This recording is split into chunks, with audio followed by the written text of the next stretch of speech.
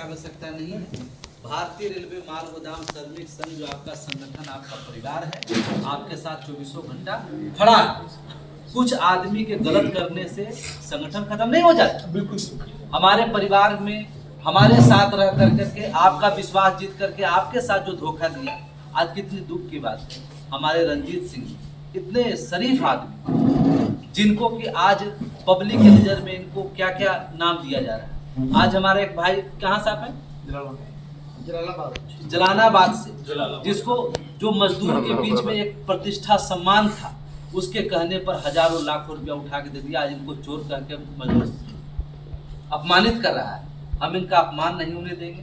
सभी मजदूरों को सारा काम कंप्लीट करके संगठन का जो काम है हम कंप्लीट करेंगे।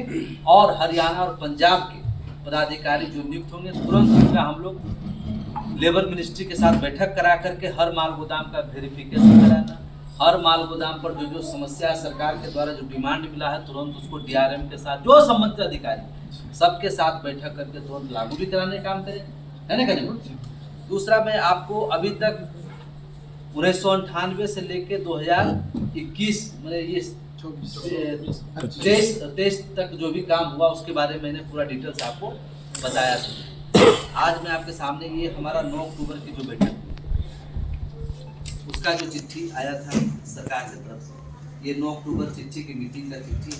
9 अक्टूबर 2024 की सर 24 का 3 अक्टूबर को चिट्ठी आया। इस मीटिंग होने से पहले लगभग 1 महीना तक श्रम मंत्रालय, रेल मंत्रालय के अधिकारियों के साथ इसका पूरा बैठक चला कि किस किस डिमांड को हमको इशू करना होगा। इसके साथ आप देखेंगे 4-5 पेज कानून लगा के चलते। ये जगदम्बिका पाल जी ने जो लिखा था उसका चिट्ठी है। संगठन ने 2 बार उनको चिट्ठी किया था, उनको डेट में उसका चिट्ठी। लास्ट जिस डिमांड पर जो सहमति बनी और जिस अधिकारी ने जो समय में बैठक में भाग लिया, सबका इसमें दस्तखत है। इसका पूरा फाइल नंबर बना है ना।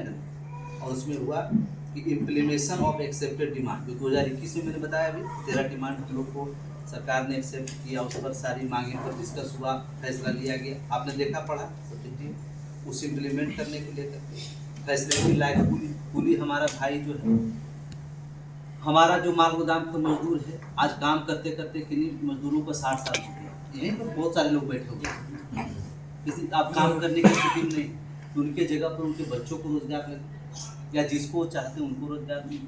हर माल गोदाम के मजदूरों के घर में एक आदमी का रोजगार सुनिश्चित हो, है ना। क्योंकि हम लोगों ने लंबे समय तक देश को मतलब रेल को सेवा देने का काम किया, मुनाफा करने का काम किया, है ना।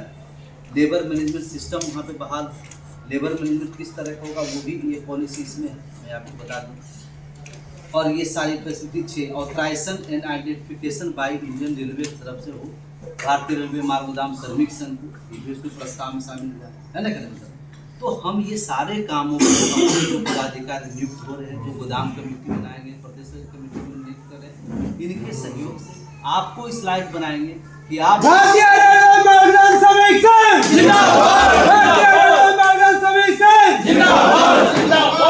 आपको इस लायक बनाएंगे कि आप खुद रेल मंत्री के साथ बैठ के आंख में आंख डालकर मजदूर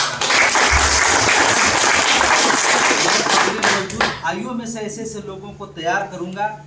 इस देश का लड़ाई जो लड़ा गया वो कोई बहुत ज़्यादा पढ़े लिखे लोगों ने नहीं लड़ा, जो देश से प्यार करते थे, जिन्होंने अपने कुर्बानी के लिए शहीद होने का काम, उसका एग्जाम्पल हमारे भगत सिंह। जज्बा आपके अंदर होना चाहिए, आपके अंदर सच्चाई होना चाहिए। दुनिया की कोई ताकत आपका हक अधिकार लेने से नहीं रोक सकता है, लेकिन ऐसे लोग अगर हमारे बीच में जो अपने मजदूर को ही खोखला करने का काम करेंगे, उनका ही जीवन के साथ खिलवाड़ करेंगे, तो हम लोग मिला हुआ चीजों को भी ले पा रहे हैं देखना दुगना के।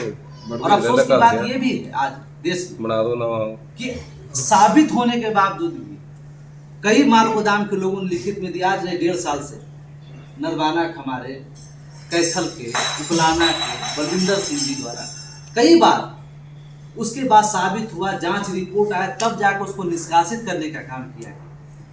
आपके संगठन के राष्ट्रीय प्रभारी जी को एक भाई होने का दावा कर करके इस तरह करके बुलाया गया कि एक मौका दिया जाए। वहाँ हमारे साथ जो है, हमारे साथ ये रणवीर भी मौजूद था, हमारा सुधीर भी मौजूद था, आप पूछिए इससे, हाउस अरेस्ट इसका कर लिया, कोई बात सुनने के लिए तैयार नहीं, अपने मनमाने तरीके से कि इतना पैसा दिया इस पर लिखित कराया। ये बात सारा मानते, चीज़ कराया। वो बात मानते ही हमने खराब किया। की करना देख, खुद बोले वो।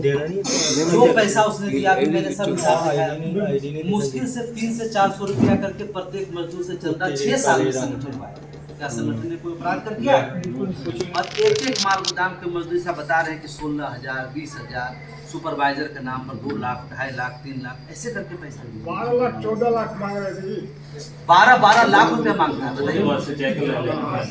और लोगों से जैसा आप लोगों ने बताया कि कई लोगों से ब्लैंक चेक ले लिया है।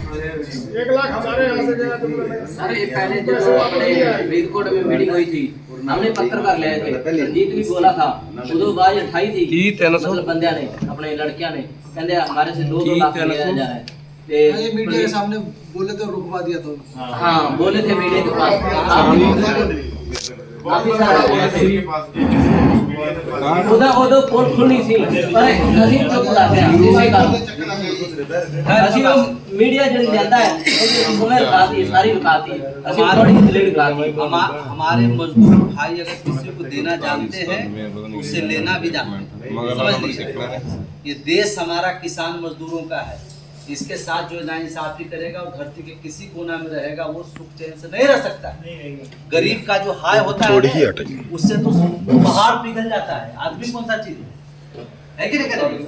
पहला काम हम लोग करेंगे अपने सभी मजदूर भाइयों का